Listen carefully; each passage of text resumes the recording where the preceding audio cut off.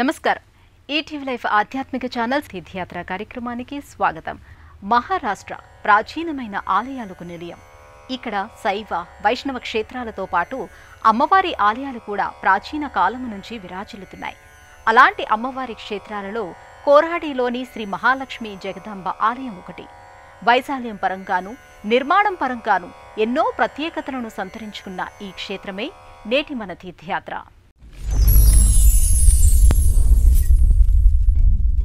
सरसिजनिलये सरोजहस्ते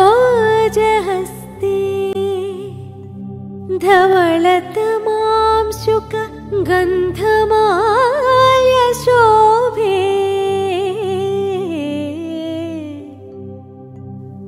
भगवती हरिवल्लभे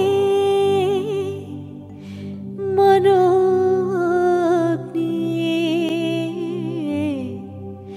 त्रिभुवन भूतिकरि प्रसीद मह्यम्.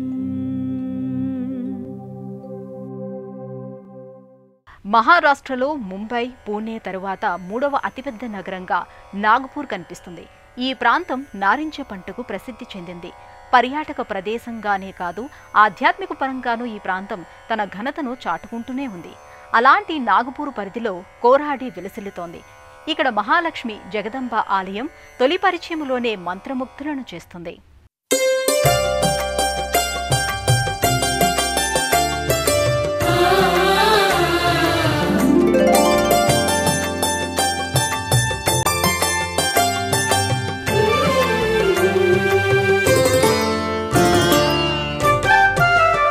విభుని వక్షముపై వసించు సౌభాగ్యము నీదే ఓ విశాలాక్షి. దేవదేవుని యదనేలు దేవేరివి నీవేననుటకు వేరే ఎందుకు సాక్షి. శ్రీనివాసుని హృదయ సీమె నీకు స్థిర నివాసమో సిరి మహాలక్ష్మి. నీలమేఘుని నిత్య వైభవమంత నీ పరమి కదా నిఖిల నిధానరశ్మి నిధానరశ్మి నిధానరశ్మి. పద్మాసన స్థితే దేవి పరబ్రహ్మస్వరూపిణి పరమేశి జగన్మాతః మహాలక్ష్మీ నమోస్తుతే. శ్వేతాంబరధరే దేవి నానాలంకారభూషితే జగస్థితే జగన్మాతః మహాలక్ష్మి నమోస్తుతే. జీవితంలో కష్టనష్టాలు ఎదురుకావడం సహజమే. అయితే ఆర్థికపరమైన ఇబ్బందులకు మించిన సమస్య మరొకటి లేదు అనే వారే ఎక్కువగా కనిపిస్తూ ఉంటారు. ఆర్థికపరమైన లేమినే దారిద్ర్యంగా భావిస్తుంటారు. అలాంటి పరిస్థితుల్లో ఒకదాని తర్వాత ఒకటి కష్టాలు వస్తూనే ఉంటాయి. అలాంటి సమస్యలకు, వాటితో పడే అవస్థలకు లక్ష్మీదేవి అనుగ్రహానికి మించిన పరిష్కారం లేదు అనేది పెద్దల మాట. అలాంటి లక్ష్మీదేవి అనుగ్రహం కోసమే అందరూ ప్రయత్నిస్తూ ఉంటారు. ఆ తల్లి కొలువైన క్షేత్రాలను దర్శిస్తూ ఉంటారు. అందువల్లనే అమ్మవారి ఆలయాలు ఎప్పుడూ భక్తుల సందడితో కళకళలాడుతూ కనిపిస్తుంటాయి. అలా అమ్మవారు స్వయంభువుగా ఆవిర్భవించిన క్షేత్రంగా కోరాడి కనిపిస్తుంది. ఇక్కడ అమ్మవారిని జఖా పూర్వాసిని అనే పేరుతో పిలుస్తుంటారు. అందుకు కారణం ఈ ప్రాంతానికి ఇంతకుముందు జఖాపూర్ అనే పేరు ఉండడమే. నాగ్పూర్ నుంచి 15 కిలోమీటర్ల దూరంగా ఈ క్షేత్రం అలరారుతోంది. ఈ ఆలయానికి స్వాగతం చెబుతూ కనిపించే తోరణమే అద్భుతమైన నగిశీలతో దర్శనమిస్తుంది. ఆలయ వైభవం ఎలాంటిది అనేది ఇక్కడ్నుంచే మనకి అర్థమైపోతుంది. ఇక్కడ్నుంచి 2వ గేటు ద్వారా ముందుకు సాగవలసి ఉంటుంది. ఆలయ ప్రాంగణంలో దారికిరువైపులా పూజా సామాగ్రి విక్రయిస్తూ ఉంటారు. నిత్యం ఇక్కడ జాతర జరుగుతుందేమో అన్నట్టుగా కనిపిస్తుంది.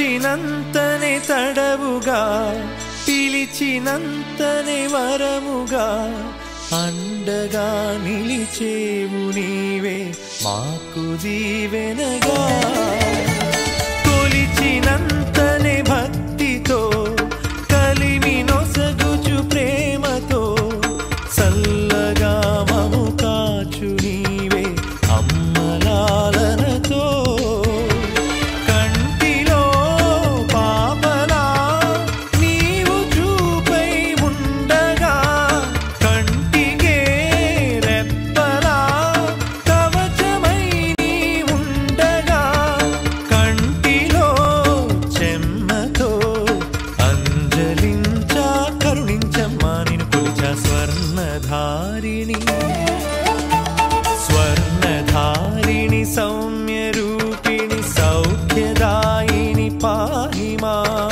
భక్తరంజని దుఃఖ భంజని కష్టనాశని పాహిమా. శ్రీ మహాలక్ష్మి జగదంబ క్షేత్రం ప్రాచీనమైనదే. ఆలయం మాత్రం ఆధునిక కాలంలో ఆధునిక పద్ధతులతో నిర్మించారు. ఇక్కడ అడుగు పెడుతూ ఉండగానే ఈ విషయం మనకు అర్థమైపోతుంది. ఎవరిని అడగకుండానే స్పష్టమైపోతుంది. మనం ఆలయంలోకి వచ్చామా లేదంటే పొరపాటున ఏదైనా ప్యాలెస్లోకి వెళ్ళామా అనే ఒక సందేహం తప్పకుండా కలుగుతుంది. అంతగా కట్టిపడేసే కట్టడం ఇది. మొదటి ద్వారానికి రెండవ ద్వారానికి మధ్య చాలా దూరం ఉంటుంది. అలాగే రెండో గేట్ నుంచి మూడవ ద్వారానికి కూడా అంతే దూరం. అంటే ఎంతటి సువిశాలమైన ప్రదేశాన్ని ఈ ఆలయం కలిగి ఉందో అర్థమవుతుంది. అందమైన నగిశీలతో, తీర్చిదిద్దిన స్తంభాలతో, మంటపాలతో, వేదికలతో, శిలా తోరణాలతో వైభవానికి ప్రతీకగా ఈ ఆలయం అలరారుతుంటుంది. ఈ ఆలయ ప్రాంగణంలో నడుస్తూ ఉంటే ఏదో అందమైన నగరంలోనో అంతఃపురంలోనో విహరిస్తోన్న అనుభూతి కలుగుతుంది. వందలాది మంది భక్తులు ఒక్కసారిగా వచ్చిన ఇబ్బంది కలగకుండా అమ్మవారి దర్శనం చేసుకుని వెళ్లేంత ప్రదేశం. అందుకు తగ్గ ప్రశాంతత, పరిశుభ్రత భక్తుల మనసుకు అవసరమైన ఆహ్లాదాన్ని అందిస్తాయి. అందువల్లనే భక్తులంతా అమ్మవారి సన్నిధి దిశగా ఉల్లాసంగా కదులుతూ ఉంటారు. ఈ ఆలయ నిర్మాణం సమయంలో పచ్చదనం దెబ్బతినకుండా చూసుకున్నారు. మహావృక్షాలను తొలగించకుండా వాటిని కలుపుకుంటూ ముందుకు వెళ్ళారు. అందువల్లనే ఆలయ ప్రాంగణంలో మహావృక్షాలు అమ్మవారికి వింజామరల మాదిరిగా గాలి విసురుతున్నట్టుగా కనిపిస్తాయి. ఆ వృక్షాల చుట్టూ నిర్మించిన వేదికలపై భక్తులు సేదదీరుతూ ఉంటారు. మరింత మానసికోల్లాసాన్ని పొందుతుంటారు.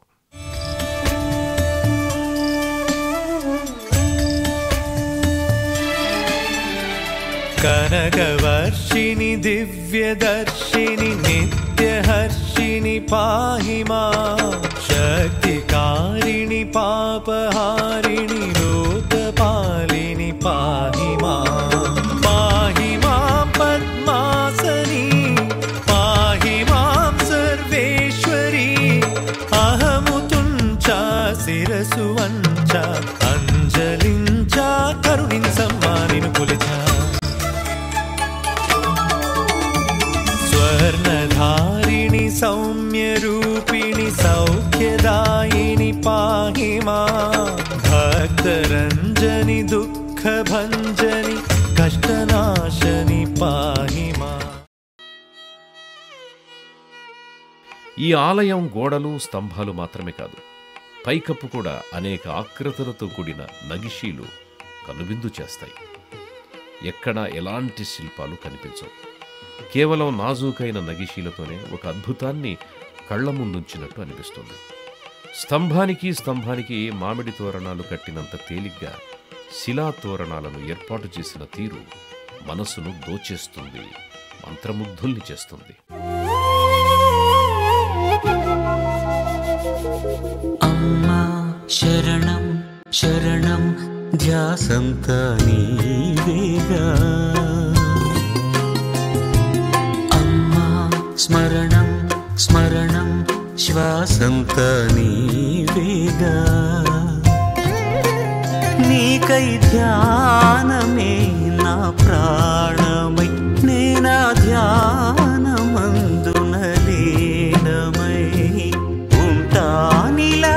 జన్మ సార్థకం అయ్యే వరకు అమ్మా శరణం శరణం ధ్యాసంత నీవేగా అమ్మా స్మరణం స్మరణం శ్వాసంత నీవేగా. సాధారణంగా ప్రధాన దైవమైన అమ్మవారు గర్భాలయంలో కొలువై ఉండటం మనం చూస్తూ ఉంటాం. అయితే ఇక్కడ అమ్మవారి గర్భాలయ రూపం వేరుగా ఉంటుంది. ప్రధానమైన ముఖమంటపంలో ఒక భాగంగా ప్రత్యేకంగా ఏర్పాటు చేసిన విశాలమైన మందిరంలో అమ్మవారు కనిపిస్తుంది. ఈ మందిరంలో ప్రత్యేకంగా ఏర్పాటు చేసిన వేదికపై అమ్మవారు దర్శనమిస్తూ ఉంటుంది. మహాలక్ష్మి జగదాంబ కొలువైన మందిరం చాలా విశాలమైనదిగా కనిపిస్తుంది. భక్తులు ఒకేసారి పెద్ద సంఖ్యలో లోపలికి వెళ్లే అవకాశం ఉంది. అలాగే భక్తులు అమ్మవారు కొలువైన వేదికపై చాలా దగ్గరగా వెళ్లి దర్శనం చేసుకోవచ్చు. అమ్మవారికి సమర్పించే పూజా వస్తువులను ఒక బుట్టలో పెట్టి విక్రయిస్తుంటారు. ఆ పూజా సామాగ్రిని భక్తులు ఇక్కడ సమర్పిస్తుంటారు. తమని చల్లగా చూడమని ప్రార్థిస్తుంటారు. మహాలక్ష్మి అమ్మవారికి భక్తులు పూలు, పళ్ళు, పసుపు, కుంకుమ, నూతన వస్త్రం సమర్పిస్తుంటారు. అమ్మవారి దర్శనం వలన సిరి సంపదలు, సౌభాగ్య సిద్ధి, కార్యసిద్ధి కలుగుతుందని అంటారు. ఇక ఆపదలో దారి చూపే దైవంగా అమ్మవారిని భక్తులు విశ్వసిస్తుంటారు. మంగళ శుక్రవారాల్లో ఆ తల్లిని దర్శించుకునే భక్తుల సంఖ్య ఎక్కువగా ఉంటుంది. ఇక్కడి అమ్మవారు స్వయంభువు. అందువలన గర్భాలయ మూర్తి అత్యంత శక్తివంతమైందిగా చెబుతుంటారు. 100 ఏళ్లుగా ఈ మూర్తి ఇక్కడ పూజలు అందుకుంటోంది. పూర్వకాలం నుంచి ఇక్కడి అమ్మవారిని తమ ఇలవేల్పుగా ఇష్టదైవంగా భావించి పూజించే భక్తులు మనకి పెద్ద సంఖ్యలో కనిపిస్తుంటారు. అమ్మవారి మహిమలు భక్తుల అనుభవాలుగా ఇక్కడ వినిపిస్తుంటాయి. సాధారణంగా అమ్మవారి ఆలయాల్లో నవరాత్రి ఉత్సవాలు ఘనంగా జరుగుతుంటాయి. అలాగే ఈ ఆలయంలోనూ నవరాత్రి ఉత్సవాలను వైభవంగా నిర్వహిస్తూ ఉంటారు. ఆ సమయంలో అమ్మవారిని దర్శించుకునే భక్తుల సంఖ్య ఎక్కువగా ఉంటుంది.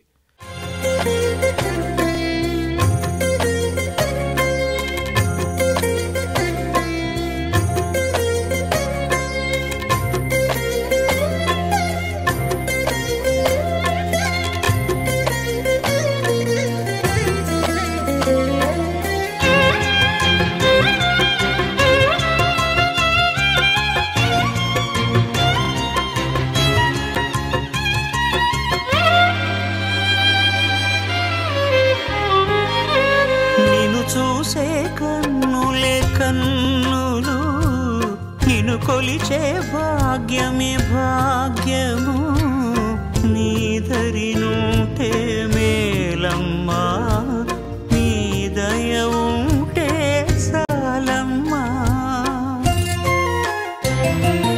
ఆ ముక్తి పొందేటందుకు శతకోటి పూజలు ఎందుకు నీ కరుణుంటే చాలని నువ్వే నడిపిస్తూ ఉంటావని అంటారు నిన్ను వేడు భక్తులు. అవి అన్నీ నిజమైన సూక్తులు నిత్యం సత్యం.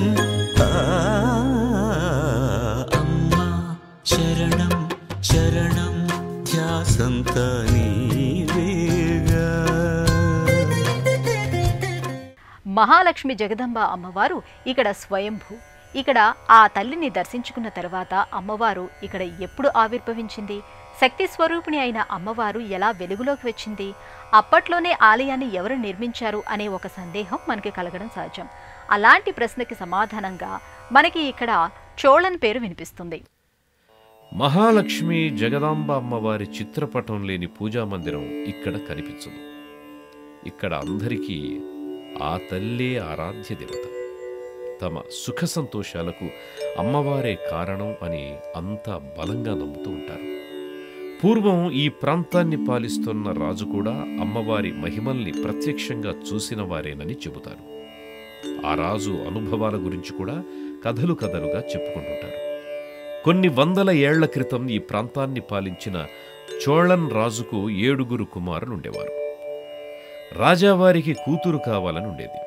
అలా కూతురు కోసం ఎదురు చూస్తూ 7 కుమారులే కలిగారు. దాంతో ఆయన కుమార్తె కోసం యజ్ఞయాగాదులు నిర్వహిస్తాడు.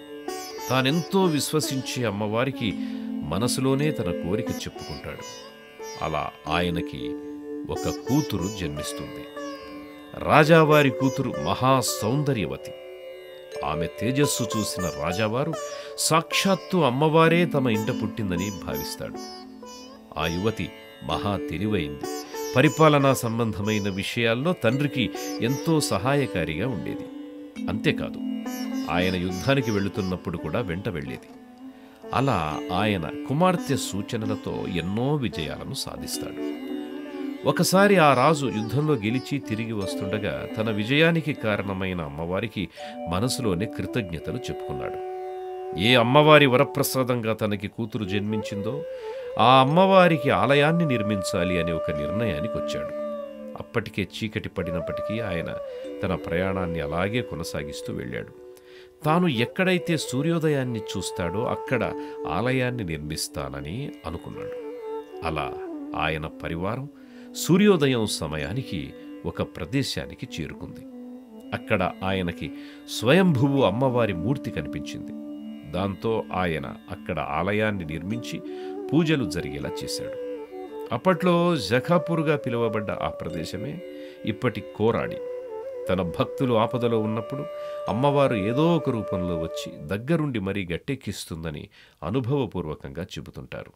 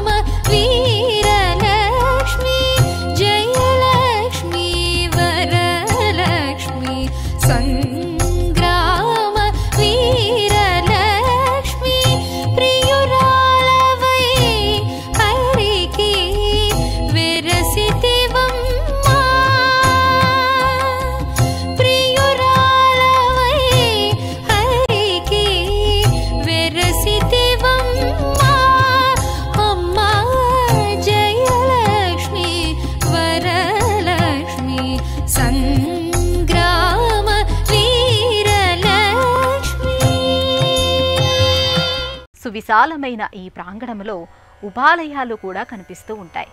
కుదురుగా తీర్చిదిద్దబడిన ఉపాలయాలు ముచ్చటగా కనిపిస్తూ ఉంటాయి. పరమశివుడు, గణపతి, కాలభైరవుడు, శీతలామాత ఆలయాలు ఇక్కడ కొలువుతీరడం చూడొచ్చు. ప్రతి మూర్తిలో జీవం ఉట్టిపడుతూ ఉంటుంది. అందరూ ఒక్కటే తమ ఆశీస్సులను అందిస్తున్నట్టుగా ఉంటుంది. అమ్మవారిని దర్శించుకున్న భక్తులు ఇదే ప్రాంగణంలోని శివయ్యను దర్శించుకుంటారు. స్వామివారు కొలువైన మందిరం కాస్త పెద్దదిగాని కనిపిస్తుంది. స్వామివారి గర్భాలయానికి ఎదురుగా నందీశ్వరుడు కనిపిస్తాడు. భక్తులు స్వామివారికి స్వయంగా అభిషేకం చేసుకునే అవకాశం ఉంది. శివరాత్రి పర్వదినాన్ని ఇక్కడ ఘనంగా నిర్వహిస్తుంటారు. ఇక ఆ పక్కనే ఉన్న మరో మందిరంలో పాలరాతి మూర్తిగా గణపతి కనిపిస్తాడు. చక్కని అలంకారాలతో తీర్చిదిద్దిన ఈ గణపతి మూర్తిని చూడగానే ఉన్న సమస్యలన్నీ ఎగిరిపోయినట్టుగా, కష్టాలు కరిగిపోయినట్టుగా అనిపిస్తుంది. వినాయక చవితి రోజున స్వామివారికి ప్రత్యేకమైన పూజలు, సేవలు నిర్వహిస్తుంటారు. ఇదే సన్నిధిలో కాలభైరవ స్వామి మందిరం కూడా కనిపిస్తుంది. కాలభైరవుడు శివాంశతో ఉద్భవించాడు. సర్పాలను ఆభరణాలుగా ధరించిన ఆయన శునకాన్ని వాహనంగా కలిగి కనిపిస్తాడు. బ్రహ్మదేవుని ధోరణి పట్ల ఆగ్రహాన్ని వ్యక్తం చేస్తూ ఆయన శిరస్సును త్రుంచాడు. ప్రాచీనమైన శైవాలయాల్లో ఆయన క్షేత్రపాలకుడిగా దర్శనమిస్తాడు. కాలభైరవ దర్శనం వలన భయాలు దోషాలు దూరమైపోతాయని అంటారు. ఇక మరో మందిరంలో శీతలామాత అమ్మవారు కొలువై పూజలు అందుకుంటున్నారు. అమ్మవారి పాలరాతి మూర్తి దివ్యమైన తేజస్సుతో వెలిగిపోతూ కళకళలాడుతూ కనిపిస్తుంది. శీతలామాత అమ్మవారిని పార్వతీదేవి అంశావతారంగా చెబుతారు. గార్ధభాన్ని వాహనంగా కలిగిన అమ్మవారు ఒక చేతిలో చీపురు, మరో చేతిలో కుండను ధరించి దర్శనమిస్తుంది. వ్యాధులను బాధలను నివారించే అమ్మవారిగా ఈ తల్లిని కొలుస్తారు.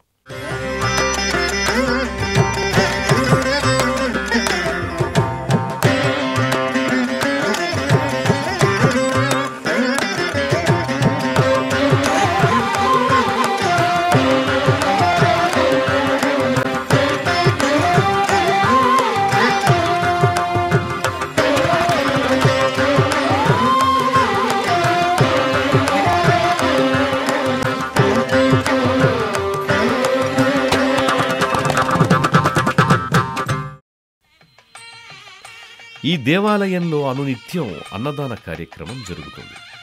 అమ్మవారిని దర్శించుకున్న భక్తులు అన్నప్రసాదాన్ని స్వీకరించి వెళుతుంటారు. అన్నదాన కార్యక్రమం కోసం కేటాయించిన హాలు ఎంతో విశాలంగా పరిశుభ్రంగా కనిపిస్తుంది. అమ్మవారి ఆలయం ఉదయం 6 గంటల నుంచి రాత్రి 10 గంటల వరకు తెరిచి ఉంటుంది. పరిసర ప్రాంతాల నుంచి కూడా ఈ ఆలయానికి పెద్ద సంఖ్యలో భక్తులు వస్తుంటారు.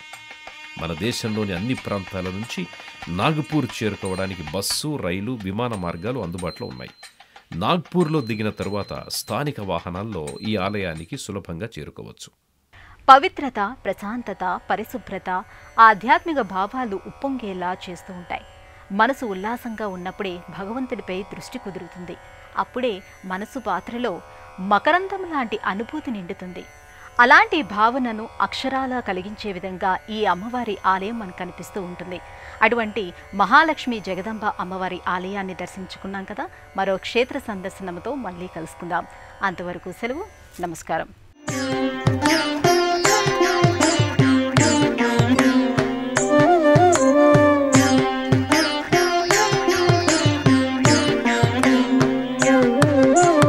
జలజాక్షి మోమునకు జకవకు చెంబులకు, జలజాక్షి మోమునకు జకవకు చెంబులకు, నెలకొన్న కప్పురపు నీరాజనం.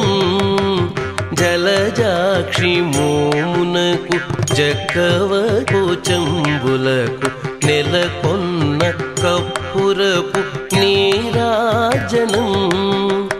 అలివేణి తురుమునకు హస్తకమలంబులకు, అలివేణి తురుమునకు హస్తకమలంబులకు, నిలువు మాణిక్యముల నీరాజనం.